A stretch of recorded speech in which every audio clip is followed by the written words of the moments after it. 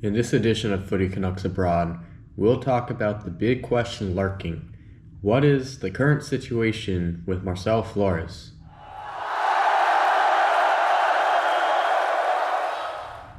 Hello everyone, it's Tristan Folks and welcome back to Footy Canucks Abroad. As always, we're going to take a look at our national team players abroad who are just doing amazing things right now.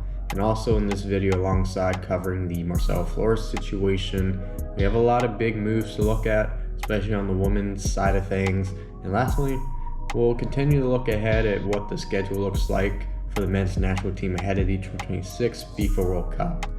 On the other hand of things, I'm going to try to run this series in this type of format that you'll see in this video. So anyways, let's kick things off going abroad.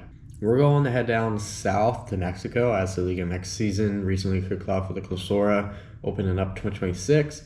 And over the weekend, we saw Marcelo Flores end up having a man-of-the-match performance in match day 1 for Tigres as they played Atletico de San Luis. And he ended up scoring 2 wonderful goals, playing as a left winger, going just shy of 90 minutes. And he scored the first goal of the match in the 47th minute. As soon as it was level, he ended up responding with another goal in the 77th minute, just 3 minutes after. And he also had an additional shot on frame outside the 18 with a notable 6 defensive contributions. And match day 2 was Wednesday night, which that was a 1-0 loss to Pumas. And he went 67 minutes in that match. And it wasn't as great as his first match, obviously, but he did go 95% on his passing with 2 successful dribbles. So we'll have to keep tabs on how he does over the weekend, as he'll remain with the club instead of reporting to the national team in LA respectfully, which we'll get into that afterwards. Before we look at a couple tournaments in Europe, we're going to go to Italy, and Jonathan David is on a heater right now. Most recently, him and Juventus secured a dominant 5-0 win against Cremonese, as he ended up scoring the second goal in the match in the 15th minute, and he went the full 90. And this was a match where David just did his thing, and he had 2 shots on frame, and his other shot before those 2 shots on frame ended up hitting the post and going out. And the only thing he got caught offsides a little much, just a couple of times. And he got shots on frame, but obviously they didn't count, but the goals didn't go in ultimately. So that's just the only thing that I wanted to point out there. And on the other hand, we're going to talk about Ismail Kone with Sassuolo. He won 83 minutes in a 2-0 loss to Roma. And it was another very solid match for him, as he had a couple of long-range shots, as well as 1 scoring chance created, as well as going 2 for 2 on long balls and having a successful dribble. And as mentioned, it was a loss for Sassuolo, but it was also a match where the wrong Kone ended up scoring in the 76th minute for Roma. Now, we're going to go to Belgium. We saw a few of our guys play in the Belgian Cup. Recently, we saw Promise David and Luc de Figueros go head-to-head with Dendra holding USG. And in their match, we saw Promise David absorb a pass in front of Luc de Figueros in the box, and he was able to fool the Canadian center back. And he ends up finding the back of the net for the first goal of the match in the 20th minute, and that would be the eventual match-winning goal. And he ended up going an hour, as it was 2-0 when he went off and De Figueros played the full 90. And in the other match, we saw Nathan Saliba play a full 90 minutes for Anderlecht as they secured a 1-0 win against Ghent. And statistics were limited for this tournament, but we'll see Anderlecht and USG appear in the semifinals, and both have an opportunity to meet in the final. The FA Cup in England was quite wild for round 3, as we saw a lot of upsets, including the biggest upset in what I'd say is in sports history when it comes to tournament football. First, we saw Liam Miller's side Hull City get a win in PKs against Blackburn Rovers, and he ended up playing the first 90 minutes before extra time, which that is when he was taken off. And it was an odd match for him, as there was long stints of time where he never saw the ball. However, he was still able to contribute the 1 scoring chance, but his shots were honestly just all over the place, as he had 5 shots and only 1 of them went on frame before the half, and that was ultimately Hull City's only shot on frame before the end of the 90s. So you can say that's a positive, but hopefully Miller can get some form. And as we continue to look at the FA Cup, Daniel Jefferson featured against League One's Wigan Athletic, for P&E, and that ended up being a 1-0 upset loss. And this was a match where P&E didn't do any favors for themselves. I didn't see anything noticeable from Jefferson as his EFL championship side. They pretty much just went out in the tournament. And also the note, as expected, Aliame did not feature for Norwich City. On the other hand, Owen Goodman's loan with Huddersfield Town ended up getting terminated, and he did not feature in Crystal Palace's upset loss to Sixers side Macclesfield FC. And more to come on Goodman. Staying in the UK for the moment, going up north to Scotland, we saw Junior Hoylett feature off the bench for Hibernian in the Scottish Premiership. They took on Motherwell, and this was a 1-1 draw. He came on in the 51st minute, and he had a solid match, going 14 for 16 on his passes, as well as 4 defensive contributions. And he also had a successful dribble and an accurate cross, going 100% on those. And they went down 1-0 as soon as he came on, but he ended up being on when they scored in the 69th minute. And this keeps them away from being 4th, however, and they remain 5th in the table. Heading over to Spain's La Liga, we saw Tejan Buchanan return to the starting 11 for Villarreal. It wasn't so much the best performance for Buchanan as he was quite quiet, minus his one long ball. He ultimately only went 67 minutes, and Tango Shea came on for the final 8 minutes. Both of these players will be looking to pick up form with the UEFA Champions League coming right around the corner, and they ended up getting a 3-1 win recently, and they sit 3rd in the table for La Liga right now. To wrap up things on the men's side of things, we're going to take a look at the Netherlands and Portugal. In the Eredivisie, we saw Kyle Larin play 10 minutes for Feyenoord in an away contest that ended up being a 2-2 draw to Herneveen, and he was on when the equalizer was scored in the 87th minute. He didn't contribute so much. And lastly, in Portugal, Stefano Stacchio came off the bench for Porto in their big win over Benfica in the Taça beat Portugal, and he managed to put together 3 passes on 3 touches, completing all of them, and Porto moves on to the semifinals of that tournament. For the women's side of things, we're going to keep things fairly simple, and we're going to primarily highlight key moments. In Italy, Evelyn Viens had the opening assist for Roma, but they ultimately lost 2-1 to Juventus in the Supercopa. So that means Lucine Perel is actually taking home some hardware, so congrats. And out in France, Lauren Jord ended up scoring a goal for PSG over Lille in the 89th minute in a 2-0 win of the women's edition of the French Cup. Wrapping up things in England, the UF alumni Dean Rose ended up scoring for Nottingham Forest, which was ultimately a 4-2 loss to Bristol City.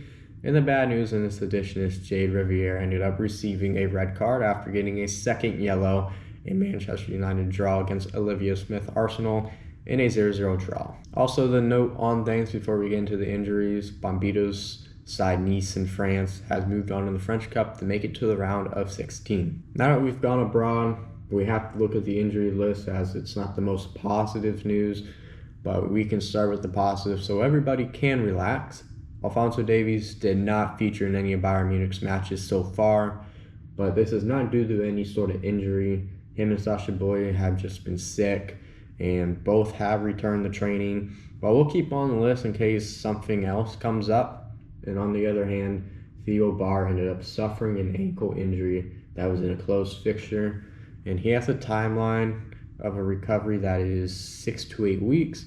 And the good news is it seems like he'll still be available for March, but the bad news is his club is going to dearly miss him as he has contributed 8 goals to the club in league play and the UEFA Europa Conference League.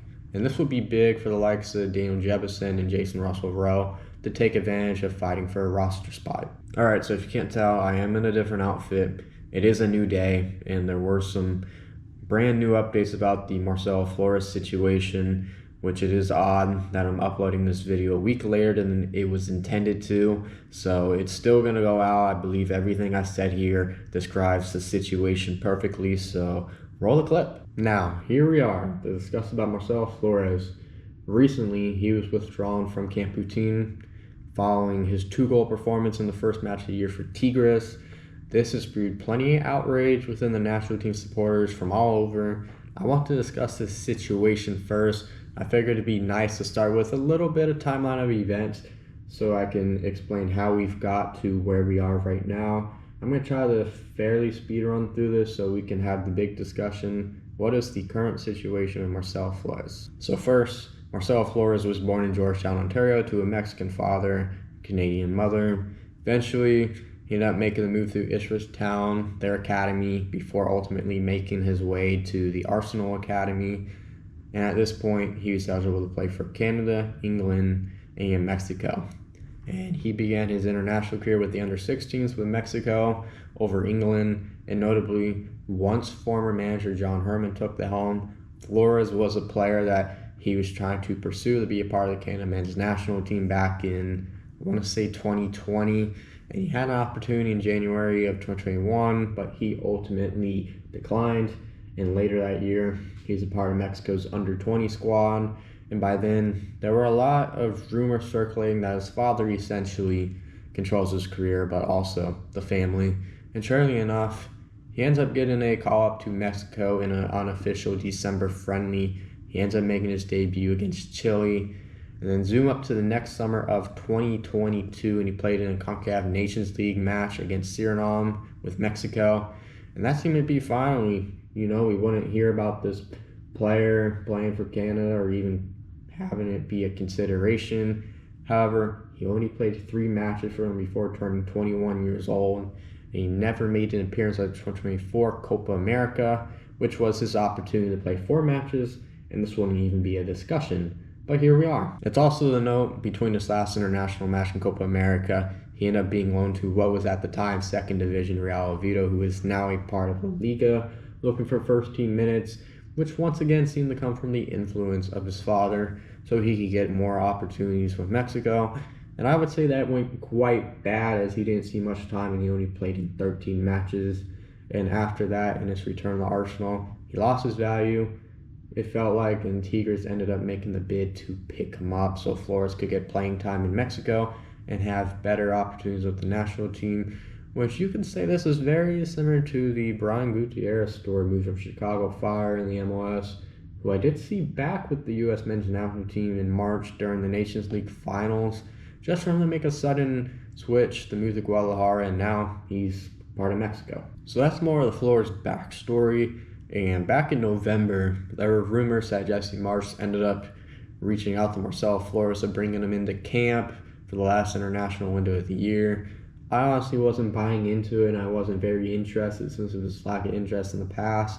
And surely enough, he was brought to that national team camp as a training camp player. So, I embraced the opportunity of having him be involved at this point, and it seemed like it went successful. And you zoom up to now, he was called in January's camp. I'll be honest, I was surprised to see his name, but then he was ultimately withdrawn from the roster. And now it feels like we're back at square one, just like what we saw 4 years ago. Supporters frustrated and even furious with the player himself. So it's time to dive into this current situation, and let's begin with some quick talking points. To my first point, we're going to go back to his heritage. Comes from a Mexican father, and if you know anything about Mexico, it feels like you have a big sense of pride, and I've played with a lot of American Mexicans, so I've been to multiple Canada and Mexico matches, and most of them choose their family heritage over where they grew up, respectfully. It's not that they don't care about where they're from, but Mexican heritage, as we know, is very strong. You've seen a handful of Americans even play with the U.S. before ultimately deciding on Mexico, and not so much the other way around, but Diego Luna of the U.S. is an outlier to this one. Building on to my first point and my second point, pending I stop sneezing, his Mexican father seems to run the show, and sure, he is the father by all means, but we've seen what has felt like not just Marcelo, but others in the family have had that influence on their decisions. And his 2 sisters were also born in Georgetown, and they were also around when Marcelo was at Arsenal, and they were also at clubs in England. And surely enough, by 2024, they're all in Mexico and played internationally for Mexico at some sort of level. I also recall a while back of some of his very choice social media comments, and that is the father while John Herman was in charge. And with my last point, I can say all of these players within the family, they all have big potential, but you can easily say due to what feels like a lack of patience, it all led to bad situations in the past few years, and it just feels like they've all just been trying to get back on track, which they're definitely on that path. And it's easy to agree and see that all things didn't go how they were imagined, and there are factors such as coaching changes at the club and international level or whatever else where sure you may have fallen out of favor or something else. And I could boast on about these, but these were supposed to be quick points. Now we're going to look at the current situation. Why did Jesse Marsch reach out to Marcelo Flores, who seemed like a lost cause? Well, as we know, Jesse Marsch is actively looking for players to bolster the roster. And even depth, and I mentioned how Marcel is still eligible, but also I believe Marsch sees a lot of potential in this player still, like I do. Ultimately, I'm going to support his decision here. He could be a big off-the-bench option currently. I see him more viable out as a left winger, with Ali Ahmed being that number one guy right now. And we could see Jacob Schaffelberg out on the right, with both Flores and Schaffelberg being able to play on either side. He'll be up against Jaden Nelson. I still favor Nelson, and maybe that's biased. If you know, you know. But with 26-man rosters, there is indeed that possibility he fits in, especially if there's an injury, which Schaffelberg is out currently. Prime example right there. He's been invited to 2 camps, and we'll talk about the most recent one. But is he taking advantage of Canada for leverage? For me, I can sense that the Mexico manager, Javier Aguirre, is not so much attracted to this player. And we've seen Mexico look like what it was right around the 2022 FIFA World Cup, with European-based players and even veteran players. And it's not that he's not in consideration, but it's not a big one currently at all. There's players like his club teammate Diego Lainez over him, who I highly rate, and you got a veteran like Chucky Lozano, just to name a couple players. And his odds of being a part of Mexico's 2026 FIFA World Cup run is not very good at all. However, on the Canada end, I mentioned where he fits. I'm sure Marsch has mentioned that. It seemed like he got very close with a lot of national team players back in November, fitting in very well. And it'd be an odd to accept a call in January. However, he didn't file a one-time switch, but still the January call did tell me he was interested in the playing and making a next step, but there were other factors which we'll get into now, but I don't really see this being leverage. So why did he ultimately not be a part of that January camp? So some people on the internet say he's holding up for Mexico after his 2-goal performance for Tigres that we talked about. There's a lot of stuff out there, and I feel a lot of that was garbage, honestly. Earlier I mentioned how it was awkward that Marcelo Flores was even included on this roster during the middle of the season, so it was very questionable in the first place. This club has every right to keep him. And we can get in all these theories, but literally his club team has his rights, and he ended up putting in a big performance at the start of the year. So, and Marsch even admitted to his mistakes due to the unknowns of the tearing of this match. And we also got to note that the Tigres manager, Pizarro, he ended up having a press conference after the first match and mentioned how he's working on getting them opportunities to represent Canada this summer. And this is a player that used to play for the club, and he transitioned to the manager. And I do have a good idea who this is, since my dad follows the club from his San Antonio days. So that was before my time even. So I've had discussions with him about all of this. So, and we know that Pizarro, he's a very honest individual. But ultimately, the club wanted him at the end of the day, and this could contradict my point. But we need to note that this was not a official FIFA international window, and these clubs in season have the priority over these players. So the club's interest, they come first. And the interest was definitely there in my opinion. So what do I think the current situation is with Flores right now? I do believe he's truly looking at Canada, and the fact we've heard that there's interest coming from the mouths of Garrido, Pizarro, and Jesse Marsch speaks loud volumes. And the fact he was not brought into Mexico's January camp says a lot as well. Sure, he's still ultimately making up his mind at 22 years old. I'm cool with that ultimately. It's really up to him. As mentioned, all signs lead to Canada, but he needs to make the decision himself for the best of his career and not have pressured influence, which we've talked about has arguably hindered his start of his career, honestly.